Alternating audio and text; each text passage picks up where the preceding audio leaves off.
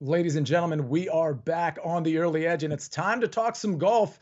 Odds to win the U.S. Open. Scotty Scheffler is just winning everything, and that's why his odds are so short. They're plus 280. Next man down is Xander Schauffele at plus 1,000. And then we see Rory, Colin Morikawa, who could have won last week, Victor Hovland, Bryson DeChambeau, all the way down the line to Hideki Matsuyama, who's interesting and now adjusted to plus 4,000.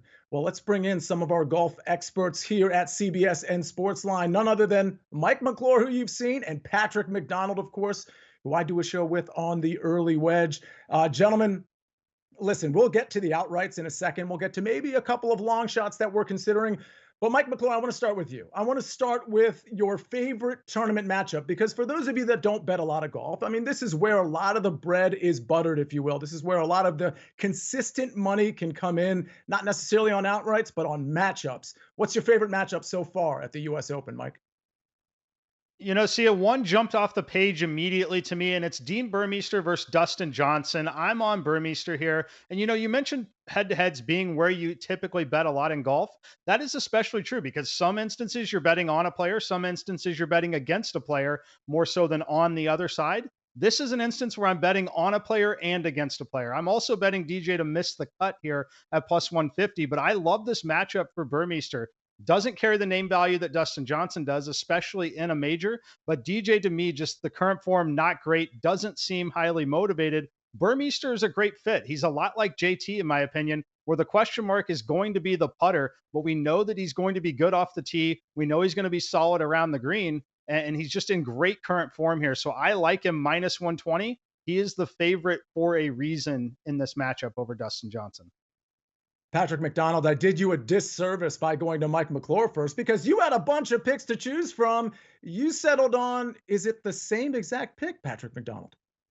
Yeah, I'm just gonna copy Mike since all he does is win these matchup bets. I figured it was the easiest route here, and everything that Mike said tenfold, right? The I guess motivation factor in DJ's camp. I've heard from people down in Florida, he's not really practicing too much, right? He's enjoying Hmm. life. He's enjoying the Stanley Cup down there, hanging out with friends and family, and the results back it up. I mean, the Masters was a disaster. The PGA Championship, he made the cut on the number, and I love the miscut play from Mike for DJ because I mean the cut here is top 60 in ties, 156 players. It's really penal.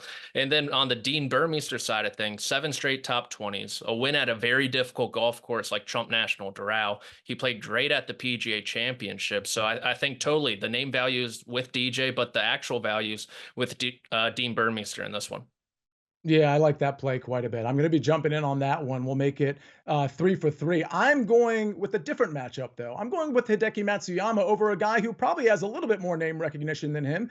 It's Patrick Cantlay. I'm fading Patrick Cantlay. I faded him last week at the Memorial. That was where he was supposed to rebound because his course history is so rich at Muirfield. Well, he wasn't very good at all, and Hideki Matsuyama was excellent. So I get a similar course setup, a very difficult course that Hideki, by the way, during round 4 at Muirfield last week was excellent, and those were the toughest conditions you'll see at this U.S. Open. I really like him minus 135 over Patrick Cantlay, and I know Patrick Cantlay is traditionally, classically, a great golfer with the ball striking and with the short game. It hasn't been there in the entirety of 2024. So I'm very happy to fade him. I like Hideki in a lot of markets, which you'll see in a second. But let's talk about that. Let's talk about some outrights. And Patrick, I'm going to start with you this time. Let's talk about who you like. Listen, I don't know if you're taking Scotty Scheffler at plus 280. I can tell you I'm not taking Scotty Scheffler at plus 280. So if we're taking him off the board, who do you have to win the U.S. Open?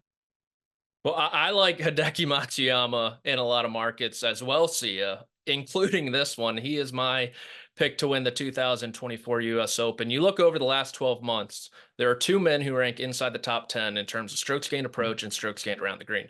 Shocker, one of them, Scotty Scheffler. The other, Hideki Matsuyama. Like you said, he had a great start there at Muirfield Village, finishing inside the top 10.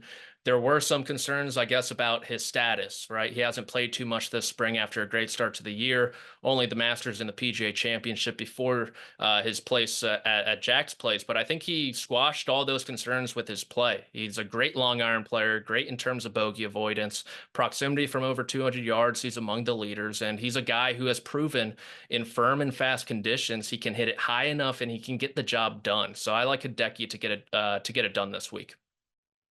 Love it, gentlemen. I'm going to be on Bryson DeChambeau 20-1. I think this price point is pretty phenomenal, and you can really thank Scotty Scheffler for that being such an overwhelming favorite. I made the number on Bryson, though, down to 13-1.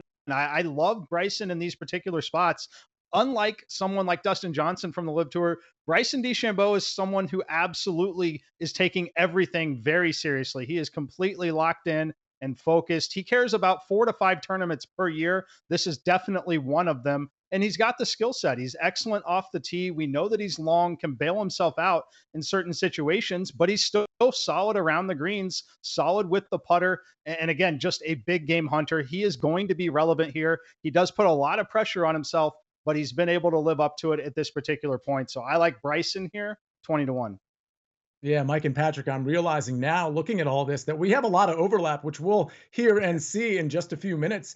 I'm going to start with I put in 2 bets on Sunday immediately, and I'll just start with the shorter shot, and then we'll get to the longer shot in a little bit.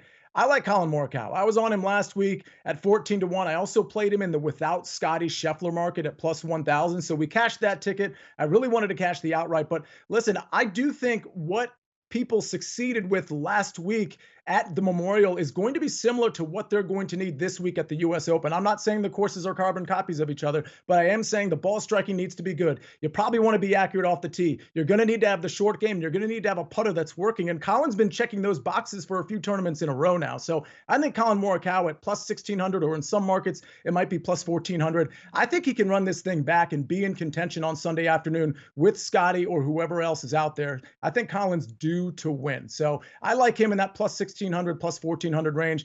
And gentlemen, let's talk about some longer shots. So Mike, I'm going to start with you because you said, I love it, gentlemen, when Patrick McDonald just sung the praises of Hideki Matsuyama. Sounds to me like your long shot is that man.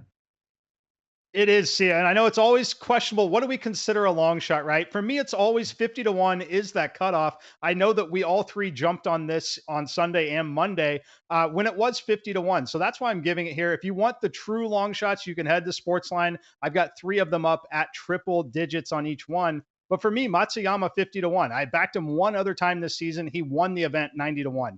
I think that he should be priced around 35-1 in this particular spot.